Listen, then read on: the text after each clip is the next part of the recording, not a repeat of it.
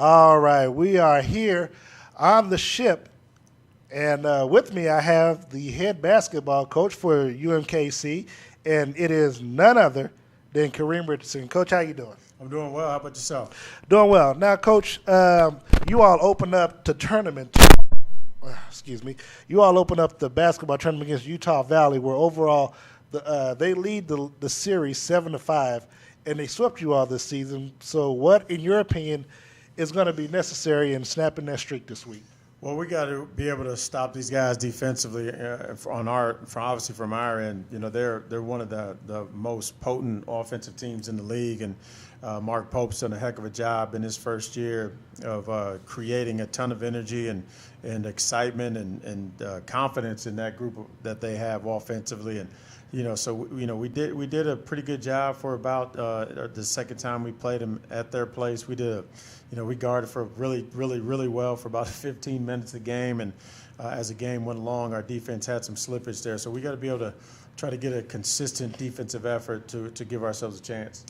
Now, you all have been here since Tuesday. How has the team been practicing, and have they acclimated to not only the time change, but obviously the surrounding, the lights, being here in Sin City?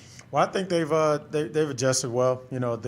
One of the things we really try to do in terms of letting them know, we're here for a business trip. In terms, obviously, we got our first game on Thursday against Utah Valley, and then hopefully thereafter. But we'll have time to really enjoy Vegas. But for right now, it's certainly a business trip, and they've handled it and shown some maturity in that aspect.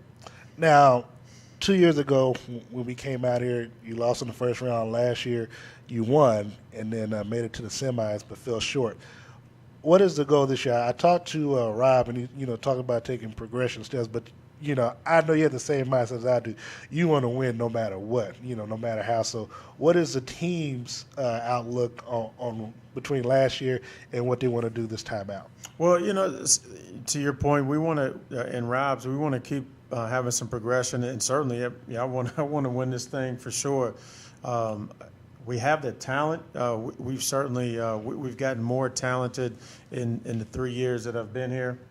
But for whatever reason, you got different things that happen in terms of gelling on the floor, and it's taken us a longer time to gel on the floor than I was hoping to. But no, we're feeling pretty good. We're guarding better than we probably have all year long. So we're in having a good win against Chicago State coming into here last Saturday is certainly giving our guys a little bit of feel good about themselves. Yeah, it's funny you said that. Was actually going to be my next question about that. That win up there helped snap a 3-game losing streak that you all had going into that ball game. Does it provide that much needed momentum going against the Wolverines in your opening matchup? Yeah, absolutely. Just proving to the guys that we held Chicago State to 29% field goal shooting, and so that's kind of been, as we've gotten down the stretch here, trying to become a staple of ours once again, of like hardcore, tough defense, and to be able to look back at that and springboard us here to Vegas that man, we can do it. And sometimes it just takes one time to be able to prove to yourselves and ourselves that we can get that done.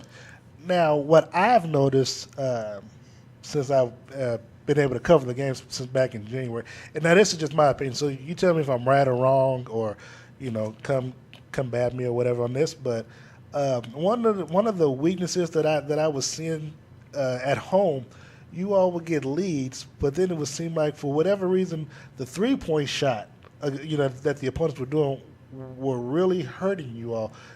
Now, in my opinion, that was one of the weaknesses that I saw at home, at least, was the 3-point defense. What is your thoughts on that, and whether or not you all have improved that or not? Yeah, we've improved, and to your point, during that stretch, like in January, yeah, when you're beginning to cover us, we were still playing a lot of our matchup zone, and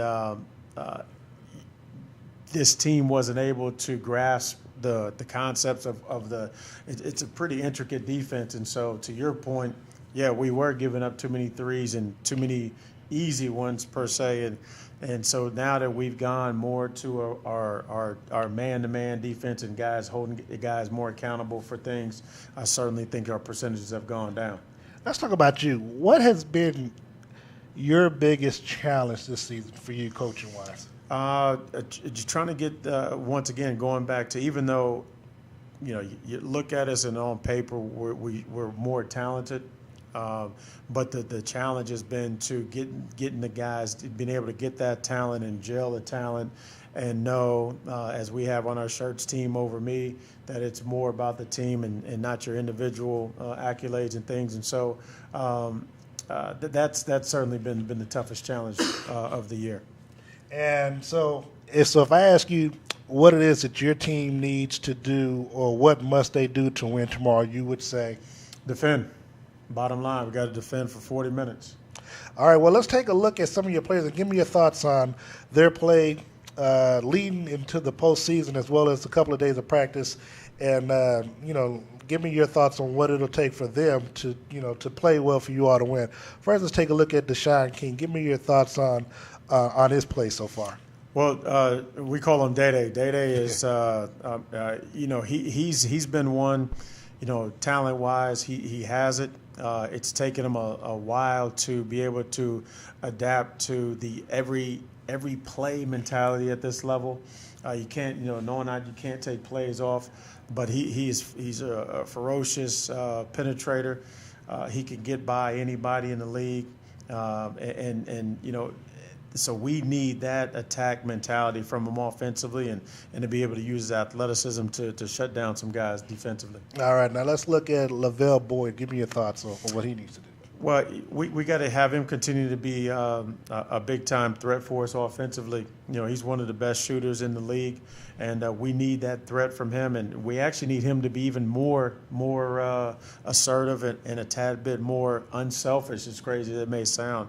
He's an ultimate team player, and sometimes, I think he sometimes feels like he may be doing too much when really we need him to do even more for us, like he did at Chicago State. And, of course, your leading scorer, who last year was the Conference Player of the Year, and I believe you all's first All-American, even though he was an honorable mention, Martez Harrison.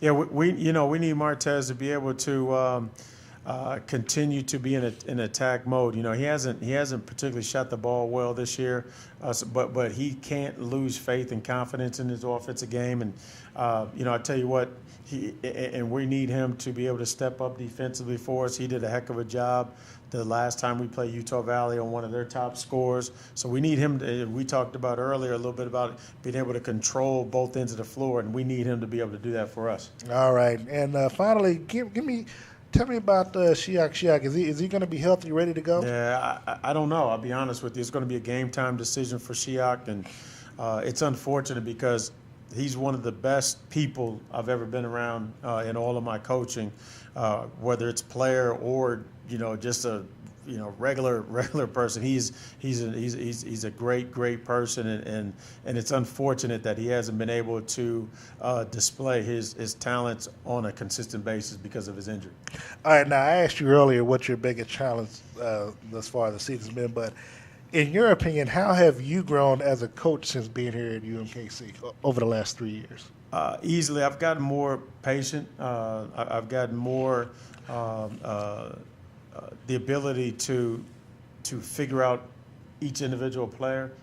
When you're taking over a program, it's like, it's my way, no way, and da-da-da-da, this and that, and I don't care, what your personality is, but I've grown in that aspect of being able to understand each player a little bit better and figure out how to coach those guys better. So did you initially, when you first came, you kind of use what you were used to seeing under Rick Pitino at Louisville, bringing it here, trying to still there, or did you bring some of that, but then when you got here, you kind of, like you said, kind of had to kind of morph into what you've become now by, because you had came from a winning program, and then to come here, you were used to a certain way, but then you had to realize that I got to change to adjust. Yeah, a little bit from Coach P, but honestly, it's I never try to be any other coach. Now I do take things from.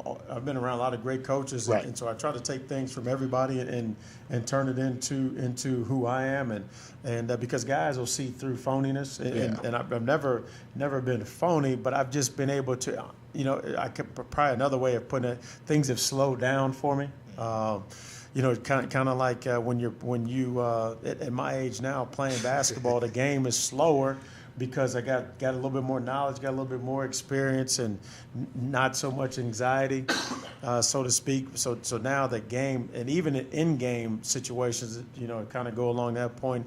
In-game things have slowed down for me as well. And before we go.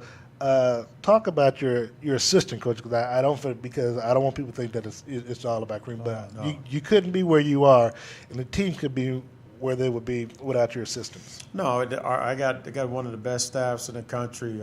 Beginning with our associate head coach Angus Thorpe. Everybody calls him AT.